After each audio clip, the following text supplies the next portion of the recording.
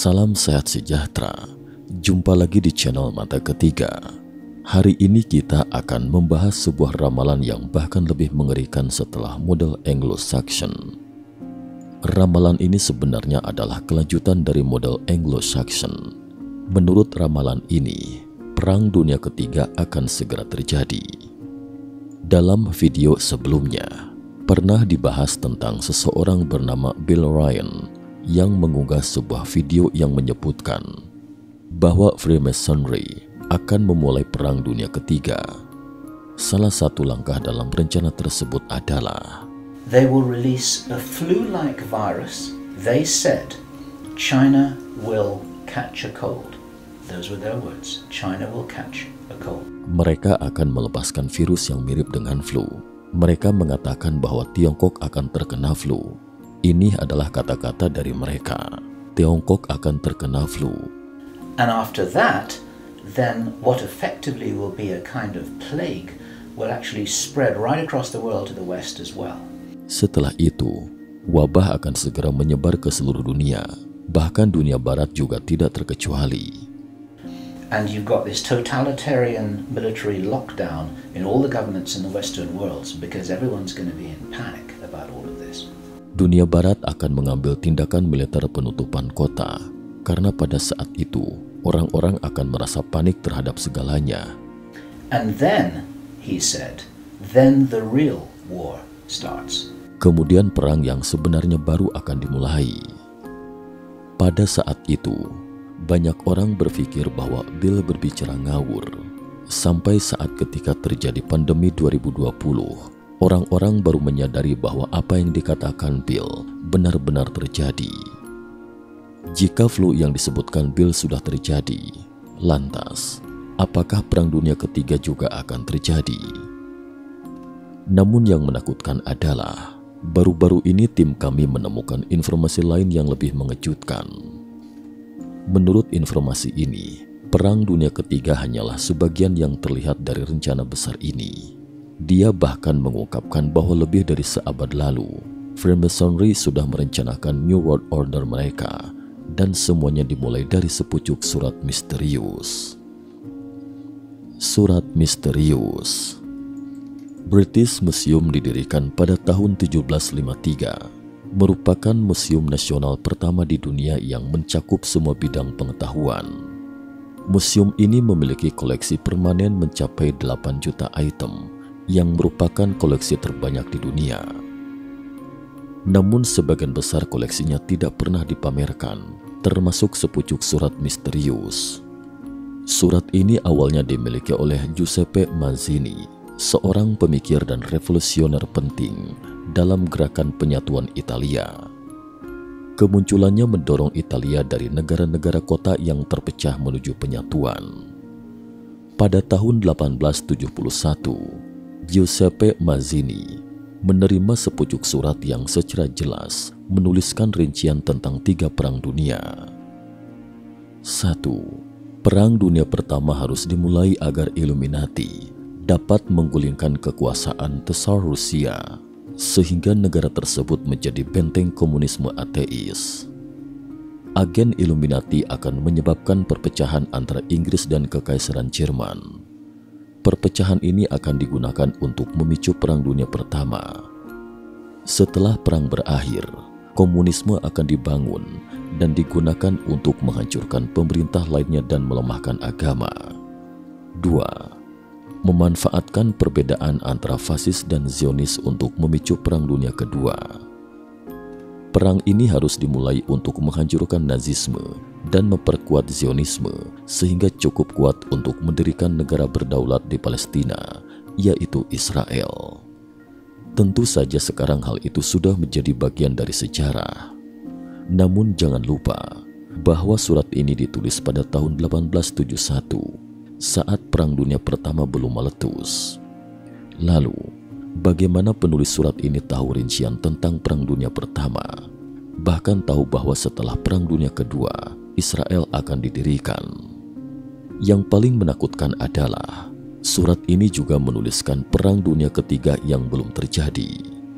Ketika tim kami melihat informasi ini, kami pun segera mencari tahu lebih lanjut, dan kami menemukan bahwa di internet, selain versi elektronik ini, tidak ada cara untuk menemukan dokumen asli dari surat tersebut.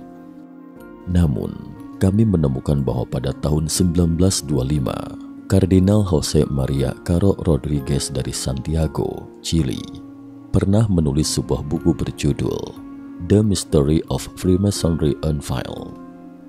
Dalam buku ini, sang kardinal menyebutkan bahwa dia membaca surat tersebut dari buku lain yang terbit pada tahun 1920. Dan pada waktu itu, surat tersebut berada di British Museum.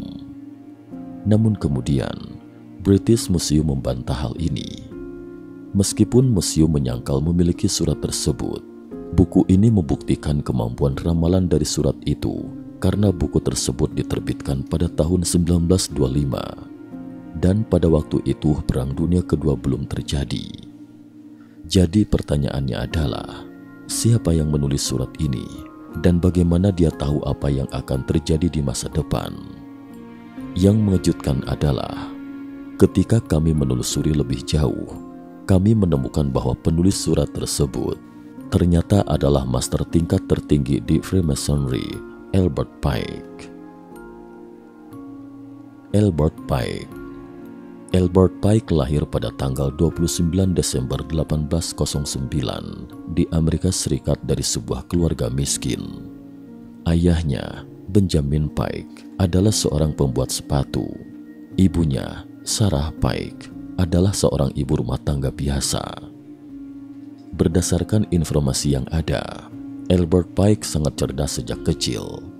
Dia pernah diterima di Universitas Harvard, tetapi kemudian memilih untuk tidak melanjutkan studinya karena biaya kuliah yang tidak terjangkau olehnya. Namun dia tidak menyerah untuk terus belajar. Dengan upaya sendiri, dia berhasil menguasai 16 bahasa dan akhirnya menjadi seorang pengacara dan penulis terkenal di daerahnya. Pada tahun 1840, saat berusia 31 tahun, Albert Pike bergabung dengan organisasi rahasia Freemasonry. Sebagai anggota Freemasonry yang menonjol, Albert Pike menjabat sebagai Komandan Agung dari yurisdiksi Selatan Freemasonry, Skotlandia, mulai tahun 1859. Dan pada tahun 1867, dia diangkat menjadi Master tingkat 33 di Freemasonry, yang merupakan tingkat tertinggi.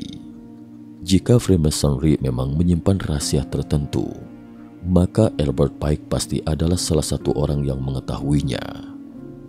Pada tahun 1871, Albert Pike menulis sebuah buku berjudul Moral and Dogma of the Unaccepted Scottish Rite of Freemasonry, yang disingkat Moral and Dogma.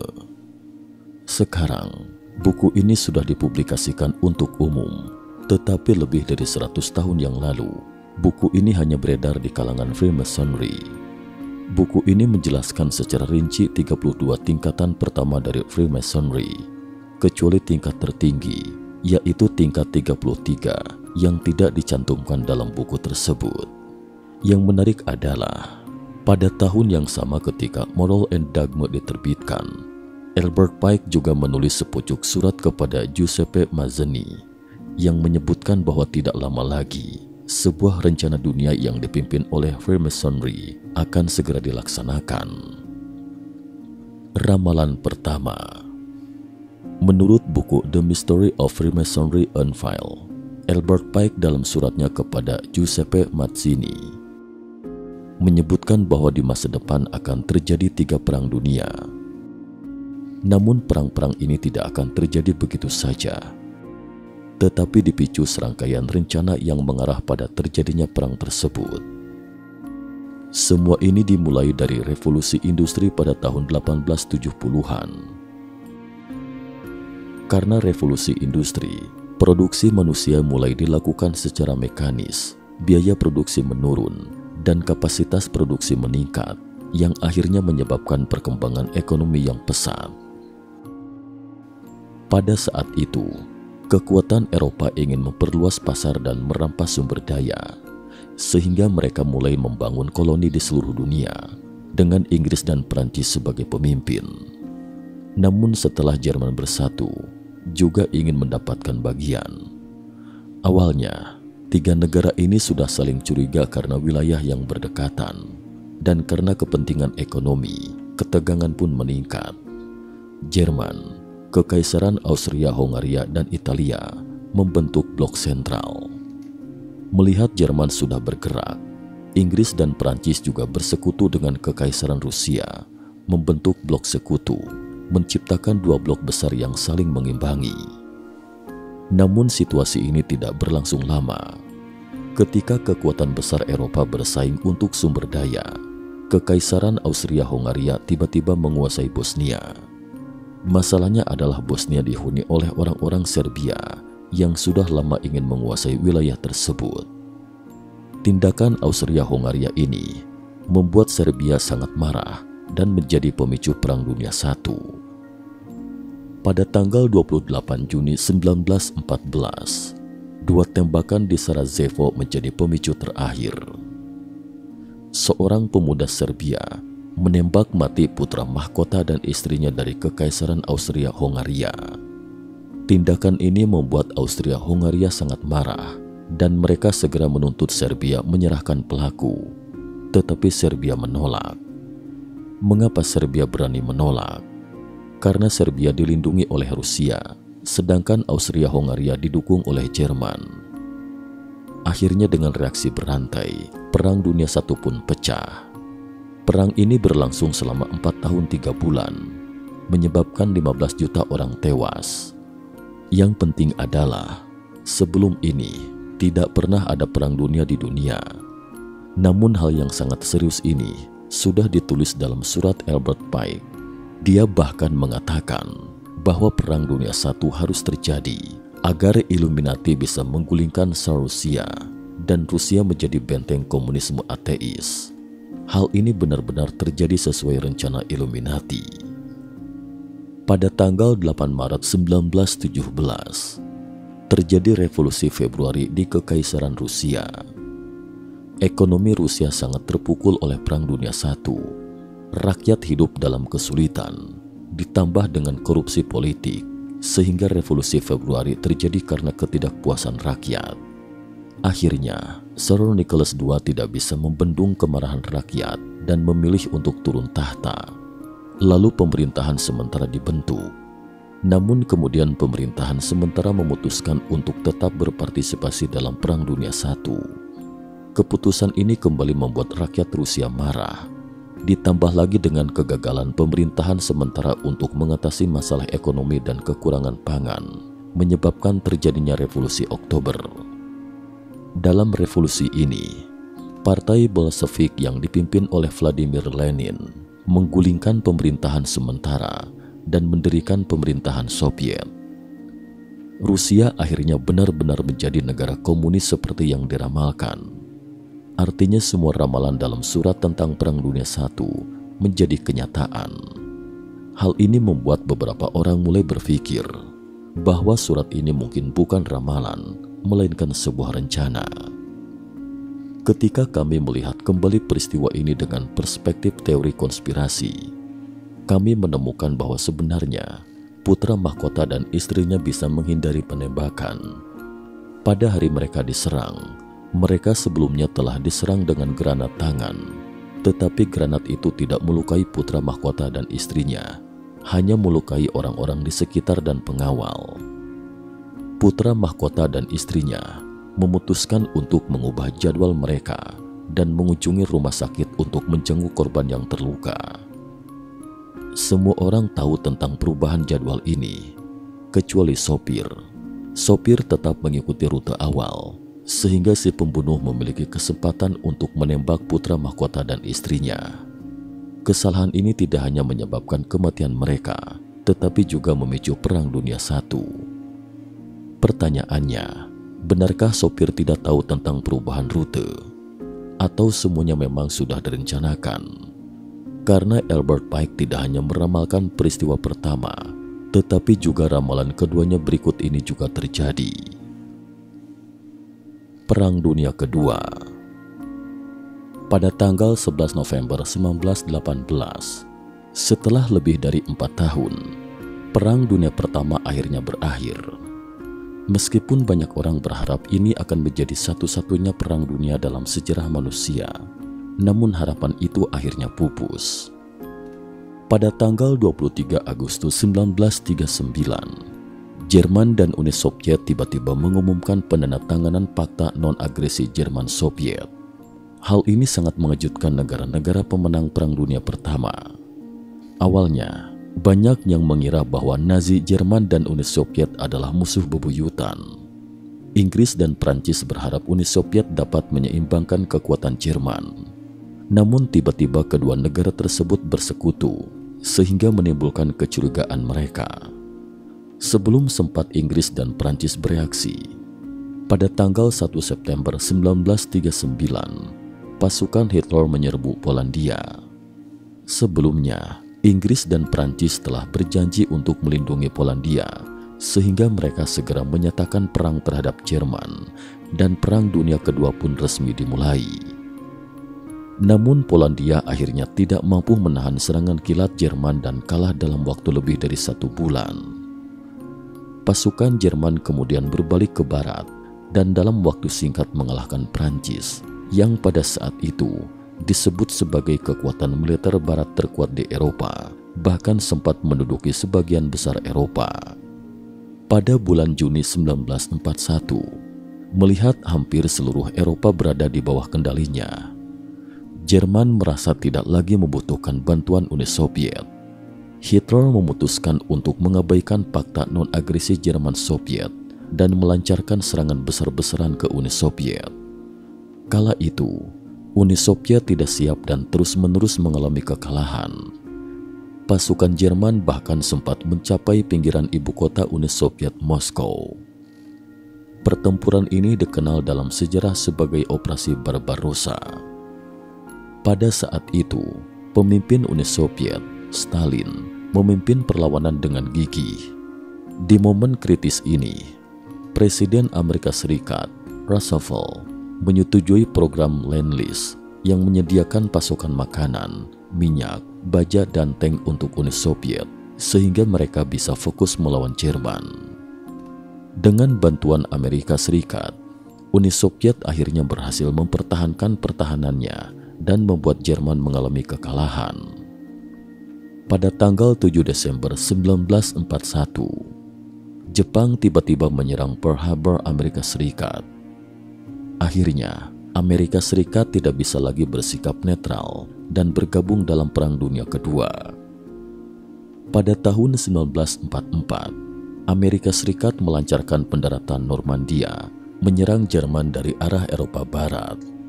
Pada bulan Mei 1945, Uni Soviet berhasil menduduki ibu kota Jerman, Berlin. Hitler bunuh diri, dan perang di Eropa akhirnya berakhir. Beberapa bulan kemudian, Amerika Serikat menjatuhkan 2 bom atom di Jepang, menyebabkan banyak korban jiwa. 9 hari kemudian, pemerintah Jepang mengumumkan penyerahan tanpa syarat dan pada tanggal 2 September 1945, menandatangani dokumen penyerahan mengakhiri Perang Dunia Kedua. Menurut statistik, Perang Dunia Kedua melibatkan sebagian besar negara di dunia, menjadi perang terbesar dalam sejarah manusia. Banyak kejadian brutal terjadi selama perang ini, termasuk Holocaust dan pembantaian Nanking, dengan total korban mencapai 70 juta orang.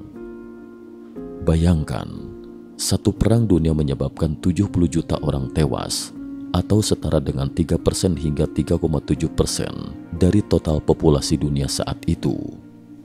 Yang menarik adalah, beberapa orang menganggap bahwa Perang Dunia Kedua memang sudah ditakdirkan untuk terjadi. Beberapa sejarawan percaya bahwa salah satu alasan Jerman menginvasi Polandia dan memicu Perang Dunia adalah karena setelah Perang Dunia Pertama, Jerman dipaksa menandatangani Perjanjian Versailles yang tidak hanya meminta Jerman menyerahkan wilayah, tetapi juga membayar kompensasi sebesar 132 miliar mark atau setara dengan 462 miliar dolar AS saat ini, sebuah jumlah yang sangat besar.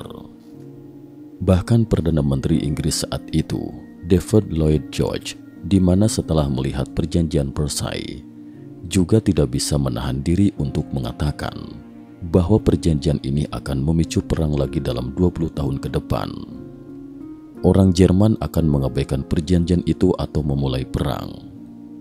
Tidak hanya Inggris, Panglima Angkatan Darat Prancis, Ferdinand Foch, juga mengatakan bahwa ini bukan perdamaian, melainkan gencatan senjata selama 20 tahun.